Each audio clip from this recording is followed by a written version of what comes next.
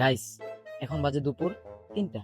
তো আমি দুপুর নামাজ পড়ে ঘরে গেছি। ঘরে যাওয়ার পরে হঠাৎ আমাকে কল দিয়ে বলতেছে আমাদের এলাকার যে ব্রিজ, বড় ব্রিজ পানির উপর, এখানে আসার জন্য। ঠিক আছে, তো আমি এখানে আসলাম, আমাকে বলে নাই কি কারণে বা কি উদ্দেশ্যে। তো আমি আসলাম, দেখবো আজকে কি কারণে আমাকে এখানে ডাকা হয়েছে। ঠিক আছে, আপনারা ভিডিওটা শেষ পর্যন্ত দেখবেন। কিছুক্ষণ বসার পর দেখি সবাই আস্তে আস্তে আইসা পড়ছে আর কি।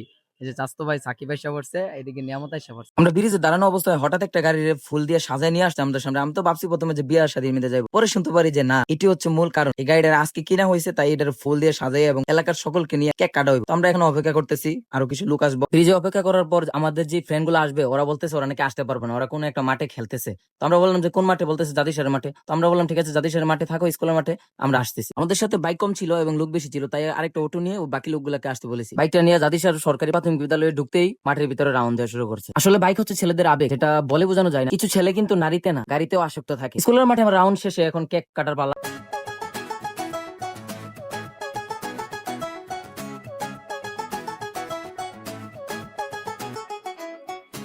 আর পোলাপানের হাতে যে পার্টি গেলে সব জায়গাতে বিয়া বাড়ির মতো বানালে এটা আসল প্রমাণ। দেখেন তোরা আমার দেশ কি রে বেটা, যার আজকে মোটরসাইকেল কিনা হয়েছে নতুন, হেরে দে বেটা, তোরা আমার দেশ কি লেগে আমিও বন্ধুত্ব নিয়ে আমি ওরা দিতেছি ভালো মতো নে, এবার তোরা মজা মতো স্প্রে খা।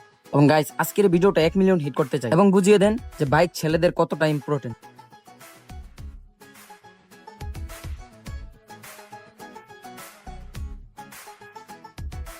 কেক কাটার পর নিয়ামত বন্ধু হাতে নিয়ে বলতেছে দেখ এইভাবে খাইতে হবে। পরে আমি ওর মতো চাই করে হাঁটতেছিলাম না, পরে বলতেছে দেখে দেখে দেখে এইভাবে খাবি। নিয়ামতের দেয়া দিয়ে সাইবুল মামা বলতেছে দেখো এইভাবে খাবা। আমি বলতেছি থাক আপনার এখানে আমি খাওয়া লাগবে না। আর এদিকে দেখেন কেক নিয়ে ফাঁসা লেগে রয়েছে, একজনে বলতেছে এটা আমার, আরেকজন বলতেছে এটা আমার। পরে আমি মোটরসাইকেলে বলতেছিলাম না তুই একটু খা, সবাই খাইতেছে। আর এদিকে দুটার কাম দেখেন।